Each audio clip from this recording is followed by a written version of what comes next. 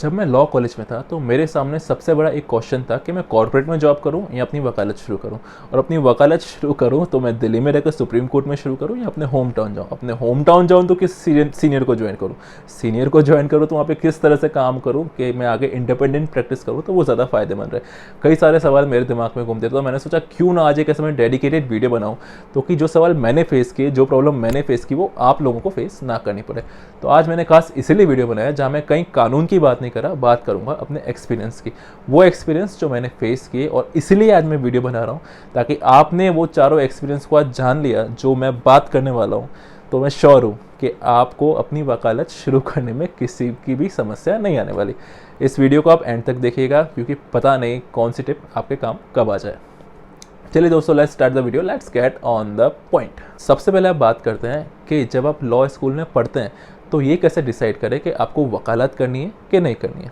मैं जब पढ़ रहा था तो मेरे सामने दो ऑप्शन थे कि या मैं कॉर्पोरेट जॉब ज्वाइन करूं जहां मुझे पीटीओ मिलता है, या तो मैं वहां चला जाऊं, मैं अपनी खुद की प्रैक्टिस शुरू करूं। अगर जब आप कॉलेज से निकलते हैं आपके पास कई ऑप्शंस होते हैं। आप चाहे कॉर्पोरेट जॉब चले जाएं, प्रैक्टिस करें, या एलएलएम करने चले जाएं, या आप जुडिशरी के लिए आप एग्ज़ाम का अटैम्प्ट देवें। कई सारे ऑप्शंस होते हैं। लेकिन जहाँ तक बात होती है वकालत की, तो ये हर व्यक्ति के पर्सनल लाइफ पर डिपेंड करता है, उसके बैकग्राउंड पे डिपेंड करता है। ये इस बात पर डिपेंड करता है कि उसका एम क्या है। बहुत सारे लोग ये सोचते हैं कि शायद हम प्रैक्टिस में इतना अच्छा ना कर पाएँ तो हमें तो भैया जॉब दे दीजिए, हम जॉब में ज़्यादा बेटर कर पाएँ। कुछ लोग ऐसा सोचते हैं कि शायद हम किसी डिसीजन को अच्छा दे पाएँ तो हम जुडिशरी में चल जाएँ। कुछ लोग ऐसा सोचते हैं कि नहीं भैया, हम अपनी प्रैक्टिस करेंगे, हमें ऐसा लगता है कि हम अपनी प्रैक्टिस को बहुत अच्छे से कर पाएंगे। तो दोस्तों, उसका कोई कुछ फॉर्मूला नहीं है कि आपको क्या करना चाहिए। लेकिन अगर आपको लगता है कि आप इंडिपेंडेंटली अपने क्लाइंट बेस को संभाल सकते हैं, अपने क्लाइंट की बातों को अच्छे से कोर्ट के सामने रख सकते हैं, तो शायद आप बहुत अच्छा वकील बन सकते हैं। वकील क्या होता है? जो क्लाइंट की बात को कोर्ट के सामने रखे। अगर आपको लगता है कि वो आप बहुत अच्छे से कर सकते हैं तो मेरा आपको सजेशन है कि आपको वकालत का पेशा चूज़ करना ही चाहिए। अब जब आप वकालत का पेशा चूज़ करते हैं तो बहुत सारे मिथ्स रहते हैं दिमाग में। कोई कहता है कि भाई वकालत तो उन लोगों के लिए जिनके फादर या ग्रैंडफादर वकील हो, जबकि वो फर्स्ट जनरेशन लॉयर नहीं है तो ही काम चलेगा। यार ऐसा नहीं है। हाँ, इस बात का फ़र्क ज़रूर पड़ता है कि आपके पेरेंट्स लॉयर हैं तो कहीं ना कहीं आपको फाइल्स मिलने में आसानी होती है। लेकिन अगर आप लॉन्ग टर्म की बात करें, वही वकील चलता है जो अपने बलबूते पे वकालत को खड़ी करता है। सेकंड मिथ ये है कि वकालत में जाएंगे तो पैसा नहीं मिलेगा, लॉ फर्म में जाएंगे तो इमीडिएटली पैसा मिलेगा। ये बात बिल्कुल सच है कि पहले साल आप 10 से 20 लाख का पैकेज लेते हैं और वकालत में जाते हैं तो ऐसा नहीं मिलता।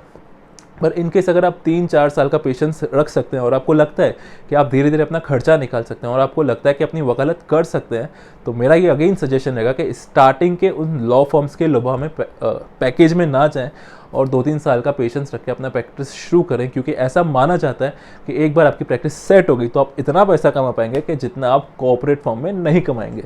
और इस बात को मैं सिर्फ पैसों से नहीं जोड़ूंगा, बल्कि अगर आपकी समाज में रिस्पेक्ट की बात करें तो शायद एक रिस्पेक्ट एक लॉयर का स्टेटस काफ़ी हद तक अलग होता है। और दोस्तों, सबसे इम्पॉर्टेंट बात, ऐसा कहते हैं कि नाम और पहचान तो भले ही छोटी हो मगर खुद की होनी चाहिए। और ये नाम और पहचान आपको आपकी वकालत ही दिला सकती है। क्योंकि आप कॉर्पोरेट फॉर्म में आप कितना भी काम कर ले, अल्टीमेटली वो आपके सीनियर या वो आपके पार्टनर के नाम से ही आपका काम जाना जाएगा, आपका नाम तो कभी वहाँ नहीं जाना जाएगा। लेकिन अगर आप वकालत करते हैं तो आप छोटे से क्लाइंट को भी आप बेल दिलवाते हैं, कुछ भी काम करते हैं उनका, तो आप ज़िंदगी भर ये सोचेंगे कि आपने कुछ किया है। इसलिए नाम और पहचान भले छोटी हो लेकिन खुद की होनी चाहिए। अगर आप इस बात में यकीन रखते हैं तो आपको तुरंत वकालत शुरुआत कर देनी चाहिए। अब हमने पहले तो जान लिया वकालत को शुरुआत करें या ना करें। अब आप डिसाइड कर चुके हैं कि आपको वकालत करनी है, तो अब हम आगे बढ़ते हैं सेकंड पार्ट पे, जहाँ हम बात करते हैं वकालत की शुरुआत कहाँ से किया जाए।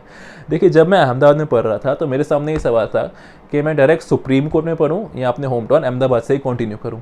तो मेरे सामने बहुत सारे प्रोज एंड कॉन्स हैं। तब मैंने फाइनली डिसाइड किया कि नहीं, मैं अपने होम टाउन अहमदाबाद से ही शुरू करूँगा। सबसे पहली चीज़, जब हम प्रैक्टिस करते हैं, हमारे शुरुआती दिन में जो केसेस आते हैं वो हमारे फैमिली फ्रेंड्स जो सोसाइटी से आते हैं और आपको वहीं मिल सकता है जो आपका होम टाउन हो। अगर मैं दिल्ली में होता तो मेरा वो कॉन्टैक्ट बेस तो नहीं होता, लेकिन मैं अहमदाबाद में था, मेरी फैमिली, मेरे रिलेटिव्स, मेरे फ्रेंड्स, मुझे शुरुआत के दिनों में केसेस मिलने में काफ़ी आसानी हुई। इसलिए सबसे इंपॉर्टेंट फैक्टर वो होता है जो आपको होम टाउन होता है, वहाँ आपके कॉन्टैक्ट बेस होते हैं और शुरुआती दिनों में आपके वकालत केस आपके कॉन्टैक्ट बेस ही दिला सकते हैं। दूसरा फैक्टर है मेरा होम टाउन चूज़ करने का, वो था मॉनेटरी। आज मैं अगर मेट्रो सिटीज़ में रहता तो मेरे शायद एक्सपेंसेस बहुत ज़्यादा होते हैं। आप सबको पता है कि जब आप किसी सीनियर को ज्वाइन करते हैं तो एज ए लिटिगेटिंग लॉयर इतना स्टाइफंड नहीं मिलता, इतना नहीं मिलता कि आप मेट्रो सिटी के अपने खर्चे को सर्वाइव कर सकें। सिंस मैं अहमदाबाद में था और मैं अपने घर में रहता हूँ तो मैं कई सारी चीज़ों से बच गया। कहने में तो एक अभी चीज़ वियर्ड है, जब आप प्रैक्टिकल अपने लाइफ शुरू करेंगे तो बहुत सारे खर्चे हो जाते हैं अगर आप मेट्रो सिटी में रहते हैं तो। लेकिन अगर आप होम टाउन में रहते हैं, चाहे वो मेट्रो सिटी भी हो जैसे अहमदाबाद है, तो आपके बहुत सारे खर्चे भी बच जाते हैं। तो आपको अगर वकालत शुरू करनी है तो अपने होम टाउन से ही करें ताकि आपके खर्चे बहुत हद तक बच जाए। तीसरा फैक्टर मेरे सामने था, अगर मैं यहाँ प्रैक्टिस करूँगा तो मेरे यहाँ पे वकीलों से बहुत सारे संबंध बनने वाले हैं, क्योंकि मैं हाई कोर्ट में प्रैक्टिस करता था और मुझे ऐसा लगता है कि आज से 10 साल या 20 साल बाद सुप्रीम कोर्ट मूव करना चाहिए तो यही वकील मुझे सुप्रीम कोर्ट में काम देंगे, क्योंकि सुप्रीम कोर्ट में जो SLP आती है वो सिर्फ हाई कोर्ट से आती है और हाई कोर्ट से तब आती है जब आपके वहाँ वकीलों से अच्छे संबंध हों। वकीलों से अच्छे संबंध तब बनेंगे जब आप वहाँ प्रैक्टिस करेंगे। तो मेरा एक one of the prime reason है प्रैक्टिस करने का कि मैंने यहाँ अच्छे रिलेशन मेंटेन कर लिए, तो शायद अगर मैं फ्यूचर में कभी सुप्रीम कोर्ट मूव करने का सोचूं तो मुझे यहाँ का कॉन्टैक्ट बेस काफ़ी काम आए। तो ये 3 रीज़न से मुझे सोचने में काफ़ी मजबूर किया। मैं प्रैक्टिस इसलिए अपनी होम टाउन से शुरू की।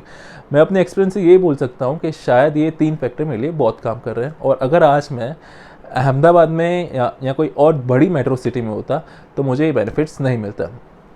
तो दूसरी बात ये सवाल उठता है, होम टाउन तो आ गई तो ट्रायल कोर्ट से करें कि हाई कोर्ट से करें। यहाँ पे मेरा अगेन एडवाइस रहेगा, हमेशा प्रैक्टिस ट्रायल कोर्ट से ही शुरू करें। अगर आपको लगता है आप बहुत ही स्लोली या पेशेंटली काम करना चाहते हैं तो 1 साल या 2 साल एटलीस्ट ट्रायल कोर्ट में काम करें। वहाँ पे आप देखें क्रिमिनल ट्रायल या सिविल ट्रायल कैसे कंडक्ट की जाती है, क्योंकि वहाँ का जो बेसिक नॉलेज मिलेगा वो आपके हाई कोर्ट के अंदर बहुत ज़्यादा काम आने वाला है। और चौथा रीज़न ये है कि जो बड़ा अजीब सा रीज़न है, ये कहते हैं कि लेकिन हम अपने इलाके में शेर होते हैं। तो यही बात है, अगर आप अपने होम टाउन में रहोगे तो आपको कॉन्फिडेंस लेवल काफ़ी अलग लेवल पे होगा, क्योंकि मेट्रो सिटी में इतना कंपटीशन है। जैसे दिल्ली, मुंबई, वहाँ फ़ाइट मारना और यहाँ मेरे अहमदाबाद में फ़ाइट मारना रात दिन की फ़र्क है। इसलिए अपने सिटी में ही फ़ाइट करना, अपने होम टाउन में फ़ाइट करना मैं ज़्यादा प्रेफर करूँगा। अब हम आते हैं वीडियो के अगले पार्ट में। हमने ये डिसाइड किया कि हमें वकालत करनी है, हमने ये डिसाइड कर लिया हमें होम टाउन में ही करनी है, हमें दिल्ली में नहीं करनी। मेरा डिसीजन था होम टाउन अहमदाबाद का। अगर आपको डिसीजन लेना है कि आपको कहाँ करनी है, अब तीसरा सबसे इम्पोर्टेंट सवाल ये कि आप ये सोचते हैं कि भैया किस सीनियर को ज्वाइन करें। जब आप कोर्ट में जाते हैं तो हज़ारों वकील होते हैं। मेरे गुजरात हाई कोर्ट में मोर देन 3000 एडवोकेट हैं। देखिए, आप जब किसी से पूछते हैं कि आप किसको ज्वाइन करो तो आप उसको ज्वाइन करो, और काफ़ी क्वेश्चन आते हैं मैं सीनियर ज्वाइन कैसे करूं। तो जब मैं अपने होम टाउन में प्रैक्टिस करना चालू की, सबसे पहले मैंने देखा, मैं 5-7 दिन कोर्ट गया। मैं कोर्ट जाकर सारे वकीलों को ऑब्जर्व करने की कोशिश की। मैंने ये देखा कौन से वकील के पास कितने जूनियर हैं, कौन सा वकील कितनी वैराइटीज़ ऑफ मैटर लेता है। इन सब फैक्टर्स को देखने के बाद मैंने अपना सीनियर चूज़ किया। सीनियर चूज़ करते समय आप 3 बातों का बड़ा ध्यान रखें। सबसे पहले आप देखिए कि आपके सीनियर या आपके कोर्ट में अपीयरेंस देंगे कि नहीं देंगे। ये सबसे ज़्यादा इंपॉर्टेंट मानता है। ऐसा हमारे में एक अजम्पशन होता है कि हम सबसे बड़े लॉयर को ज्वाइन करें। अगर आप सबसे बड़े लॉयर को ज्वाइन करते हो ना, तो वो आपको कभी कोर्ट में अपीयरेंस जल्दी से नहीं देंगे। मेरा ये मानना है कि सबसे फर्स्ट फैक्टर होता है कि वो सीनियर को ज्वाइन करें जो आपको कोर्ट में अपीयरेंस दें। अगर मैं आपको मेरे एक्सपीरियंस से बताऊं तो मैंने जिससे ज्वाइन किया था वो मिस्टर आशीष डगली थे। उसने मुझे फर्स्ट डे पे कोर्ट में अपीयरेंस दी। और अगर आप जब कोर्ट में अपीयरेंस देना शुरू करते हैं तो आपको ऑनरेबल जज भी नोट करते हैं, बल्कि पीछे बैठने वाले लोग, वकील, दर्शक जो सब आते हैं वो सब आपको नोट करते हैं। इसलिए सबसे प्राइमरी फैक्टर किसी सीनियर को ज्वाइन करने का होना चाहिए वो सीनियर जो आपको कोर्ट में अपीयरेंस दे। हाँ, ये मैं नहीं कहता कि फर्स्ट डे आपको ट्रायल का आर्ग्यू करने को मिल जाएगा, हाँ, लेकिन फर्स्ट डे से अगर इनफैक्ट एडजमेंट लेने की परमिशन दे दें, या फिर एक छोटी सी एप्लीकेशन में आपको आर्ग्यू करने का मौका दे दें, या फिर आपको मेंशनिंग करने का मौका दे दें, तो शायद मुझे लगता है वो सबसे ज़्यादा बेस्ट होगा। इसलिए कभी बहुत बड़े नाम के पीछे ना भागे, बल्कि उस सीनियर को ज्वाइन करें जो आपको अपीयरेंस दे। अब बात करते हैं सेकंड रीज़न की कि सीनियर कैसे चूज़ करें। बहुत सारे सीनियर के पास बहुत सारे जूनियर्स होते हैं। अब इस जूनियर्स में जाके अपना आपको इस्टेब्लिश करना, फाइट करना बहुत डिफिकल्ट टास्क है। इसलिए आप सीनियर चूज़ करें तो ये देखें कि वो आपको अपीयरेंस तो देगा, पर साथ साथ में ये भी देखें उनके जूनियर्स कितने हैं। हमेशा ट्राई ये करें जिनके जूनियर्स कम हो वहाँ ज्वाइन करें। ये मैं आपको प्रैक्टिकल एक्सपीरियंस से बता रहा हूँ, क्योंकि जितने ज़्यादा जूनियर्स होंगे आपको वहाँ परफॉर्म करने का मौका नहीं मिलेगा। अगर आपको परफॉर्म करने का मौका नहीं मिलेगा तो आप कैसे बताएंगे कि आप मैच में जाकर शतक मार सकते हैं। और तीसरा आपको फैक्टर ये देखना होगा कि वैरायटी ऑफ मैटर। आपको इस तरह के सीनियर को ज्वाइन करना है जो सिविल साइड, क्रिमिनल साइड, रेट साइड सब तरीके से आर्ग्यू कर सकते हैं। क्योंकि आप शुरुआती दौर में ये पता नहीं लगा पाएंगे आपको किस फील्ड में आगे बढ़ने का है। हम में से बहुत लोगों में एक मिथ होता है कि मैं तो IPR में प्रैक्टिस करूंगा, मैं तो क्रिमिनल से प्रैक्टिस करूंगा। हाउ वुड यू नो कि आप क्रिमिनल से ज़्यादा सिविल में अचीव कर सकते हैं या सिविल से ज़्यादा रिट में अचीव कर सकते हो। इसलिए अपने आप को कभी भी एक स्पेसिफिक एरिया में ना बांटे, हमेशा उस सीनियर को ज्वाइन करें जो वैरायटी ऑफ मैटर में अपीयर होता हो, ताकि आप शुरुआती 1 2 3 साल में पहचान जाए कि आपका इंटरेस्ट कहाँ लाई करता है और कहाँ पर आप अच्छा परफॉर्म कर सकते हैं। तो ये 3 फैक्टर है आपको सीनियर को चूज़ करते हुए बहुत ध्यान देना चाहिए। अब आपने सीनियर चूज़ कर लिया, अब आते हैं हम 4th पार्ट पे, जहाँ हम बात करेंगे सीनियर के ऑफिस में जब आप ज्वाइन करेंगे तो वहाँ आप किन बातों का ध्यान रखें और ऐसा क्या टिप्स एंड टेक्निक्स अपनाएं ताकि आप वहाँ पे अपना मैक्सिमम आउटपुट निकल पाएँ। अब उनके बारे में बात करते हैं। सबसे पहला वही मैं आपको रीज़न दूंगा जो मैंने आपको लास्ट मिनट में बोला, हमेशा जब ऑफिस ज्वाइन करें ट्राई ये करें कि आपको मैक्सिमम अपीयरेंस मिले। आपने सीनियर से जाकर रिक्वेस्ट करिए कि सर आपको लगता है जिसमें कोई कोर्ट एडवर्स ऑर्डर पास नहीं करेगी, जिसमें किसी क्लाइंट का इंटरेस्ट हार्म नहीं होने वाला, तो kindly give me appearance so that मैं कोर्ट के सामने जाके अपीयरेंस हो पाऊँ, चाहे आप ट्रायल कोर्ट में, चाहे आप हाई कोर्ट में, कहीं पर भी अपीयर हो। आप जितना अपीयर होंगे उतना ही आपका परफॉर्मेंस में जान आएगी। ऐसा कहते हैं ना कि कोर्ट जो होता है वो मैदान के बाहर तो बहुत अच्छी एडवाइस दे सकता है, लेकिन खिलाड़ी जितना प्रैक्टिस करेगा वो उतना ही अच्छा खिलाड़ी बनेगा। इसलिए अगर आपको परफॉर्मेंस देनी तो आपको मैदान में उतरना ही पड़ेगा। इसलिए जितना हो सके कोर्ट में अपीयर होने का। तो पहला फैक्टर आप देखिए कि आप ट्राई करें वो आपको ज़्यादा से ज़्यादा अपीयरेंस मिले। दूसरी बात जो सबसे इम्पोर्टेंट बात है स्टाइफन की। हमें से बहुत सारे लोग ऐसा सोचते हैं कि वो सीनियर ज़्यादा अच्छा होगा, मैं ट्राई करूँ मैं उस सीनियर के पास जहाँ पे ज़्यादा स्टाइफन मिले, यहाँ पे मुझे यहाँ पे फिक्स सैलरी मिल जाए। अगर आपको सैलरी लेनी होती, यहाँ बहुत अच्छा पैसा ही लेना, तो आप लॉ फर्म में जॉब क्यों नहीं कर लेते? बेहतर है आप लॉ ही क्यों ज्वाइन कर रहे हो जब आपको सैलरी पे ही जाने। अगर आप अच्छा लॉयर बनना है तो आपको 2-3 साल भूल जाना होगा, क्योंकि ऐसा हम अक्सर देखते हैं, क्योंकि सीनियर उतना पे नहीं करते जितना आप एक्सपेक्ट करते रहे। कुछ जगह पे तो बिल्कुल नहीं करते, जैसे मेरी जगह पे नहीं करते थे। इसलिए स्टाइफन पे ज़्यादा फोकस ना करें। शुरुआती दौर पे मॉनेटरी बेनिफिट्स को साइड में रखें, सिर्फ और सिर्फ अपने काम और अपीयरेंस पे ध्यान दें। तीसरी बातों को ध्यान रखनी, आप किसी सीनियर के ऑफिस में काम करते हैं तो ये है जब आप कोर्ट में जाएं तो अपने साथी वकीलों से बहुत अच्छा रिलेशन बनाएं। और अगर आप हाई कोर्ट में हैं, यानी कि आप हाई कोर्ट में प्रैक्टिस कर रहे हैं, कई बार ट्रायल कोर्ट भी जाना होता है, तो ट्रायल कोर्ट के वकीलों से भी बहुत अच्छे संबंध बनाएं।